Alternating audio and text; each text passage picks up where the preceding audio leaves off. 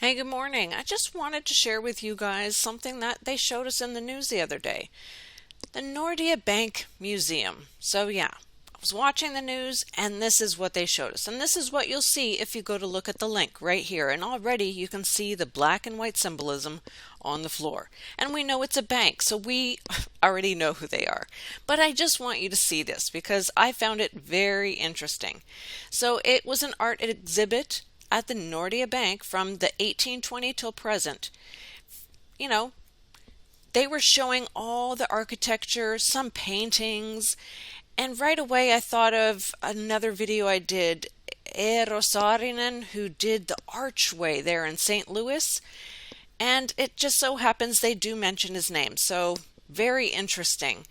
Looked at the lettering here, LBIF. Interesting how they put it that way, and the I is a little I, just like they show in the I am and, all that. But the two faces on the sides, well, the LBIF, there you go, in case you're wondering. Of course, you see 2 and 9 and a 63, but we don't need to get into all the numbers, I really don't. But it reminded me also of an ancient Egyptian symbol. This one here. Heka Nekaka. I don't know how to pronounce that. The crook and the flail. You can look into that if you're curious because we know where that all derives from. Ra? Yeah. But the faces reminded me of Janus and Jambres. Sorry. But anyway, just other things I notice here. The doorway. Look at the logo right there on the door. Let's zoom in a little closer. All right, it looks just like the archway of Freemasonry, doesn't it? Oh, yeah, just wanted to put the Freemasonry archway there, but it also reminded me of pharmacy and the caduceus. I have a video on that on BitChute.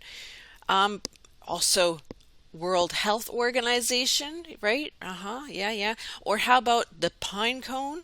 Yeah, the Vatican and how much they really look into all that. It's because of the symbol of it, the gematria of it. Also the peacock, of course, yeah, but it also reminded me of the lotus flower, and how much they really adore certain symbols and things, and how much really they put into these. Like you'll see there's symbolism everywhere, and we know it all always derives from the same place. And I don't even have to mention the snake, except for to remind you that we've been given power over the snake. That's what I want to remind you of, especially in this day, how we need to remember that the Word of God and Jesus is with us. The lotus flower reminded me of the Died, and I've seen that symbol here in the news even. As you can see, that's what their table looks like to me, or even the technology we have now, right? It looks like the Died. But let's get back to the art museum. Okay. So they had this art that they were showing. Some of it very, unusual. Fire, right? Of course, here at Midsummer, they have a huge bonfire. That's very typical. And some paintings were just, interesting parts of history. Then they showed this picture here, and I kind of course, looked all the way to the right, and they were talking about Mannerheim. He was one of the first presidents here in Finland. I believe he was the sixth president. Interesting symbolism he has right there. So I thought I really need to look at who he was a little deeper. And then they even showed this picture here. And I was like, wow, something there. He has an orange sash and there's the cross. You can barely see it here at the bottom because they zoomed in so fast. I tried to catch it. So I went to go dig if I could find the picture. I did. And there you have it. It's orange. And the cross, the Maltese cross. Of course. Unbelievable. When you look at who he was and find more pictures on him, the same symbolism you see everywhere else. Look at that cross around him. Look closely. Yeah, this is Mannerheim. These are his forefathers, right? His father, his grandfather and his great grandfather. Are you noticing anything? Yeah, they all have that same cross, except for his father. His father, I believe, was a Lutheran priest, but we know that a lot of them just take the job, but they aren't really fully believing in the Word of God. Now, there you have him and his grandfather and great-grandfather. I'm sure you're seeing it just as well as I am, but who do we see with some similar symbols? Oh, that's right. I can't say that man in the middle his name, but you can recognize the guy on the right, our president. And it's the same crosses that we see everywhere. I just wanted to point it out. And yeah, they just changed the colors along the line. You can see, and I can give you the links where it used to be black. And it used to have the exact same symbol. I can't say the word, but it does start with an N that they used. There's a close-up just in case. And yes, you can see that exact same symbol still to this day on our flag. Just unbelievable, honestly. And then to see even here that it is in a box with the letter M on top of it. Oh, you might say that's because it was his name. Yeah. Okay.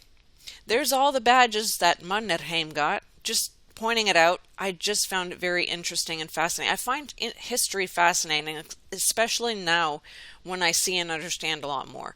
That cross in the back, yeah, sure, you're going to say it looks like a Finnish flag, but no, it doesn't to me. And it's sideways and it's very recent. So I found it very interesting that they had it there in the back of the room. Very, very fascinating with the black birds on all sides, That is the coat of arms, sure, absolutely. But it still has me wondering, who is over Finland? Donatus? I don't know. Just wondering. Finland's first president, there you have him with that same symbolism. Look, all I'm saying is I don't trust anything that's going on. And then looking at who's maybe possibly over Finland, I almost started going in the wrong direction. Battenberg, remember? Or Mountbatten, who changed their names? Oh, that's right. Prince Philip was a Mountbatten. Yeah. And even back then, in the early 1900s, look at the symbolism they had in a picture I found. Anti-German sentiment. It was a monkey. Kind of reminds you of what's going on right now, with the monkey and the pox. And then they had to show you this picture. So there was 1,000 pieces of art and 30 art displays. Another 13. But this writer, Särestöniemi, good morning, my love, and showing a couple of monkeys. Oh, right. So 13, yeah, we see that all the time. They love that 13. No, we don't know anything about the 13, do we? No, But writer Särestöniemi, very interesting fellow, and even just this picture alone says it all. He was awarded, sure, some things like a professor of arts in 75, but that symbol around his neck, yeah, we know exactly who he is. And then I'm just going to show one picture I found. Yeah, clear as day. Wow, right?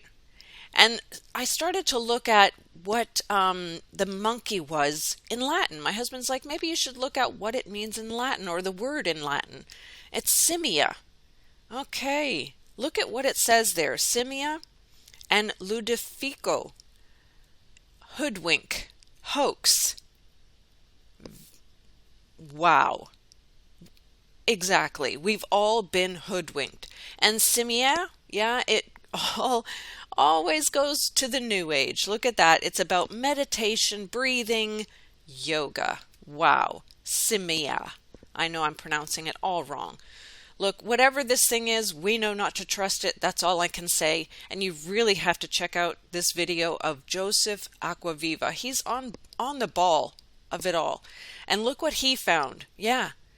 They said they released, I can report that there have been a request for a release of the Janaeus V from the national stockpile for some of the high-risk contacts. Oh, Janaeus. Look at the number he found. Exactly. we know exactly who's behind it. Do we trust anything that's going on and anything they're showing us? No. And yeah, we know there's more waves coming, but anyway, I was supposed to continue, but this has gone long enough. I'm going to keep it on the next portion of what I found in the Nordea Museum. It goes in towards the Order of the Smiley, so I'll have that coming up next. So God bless you. Take care. Have a great day.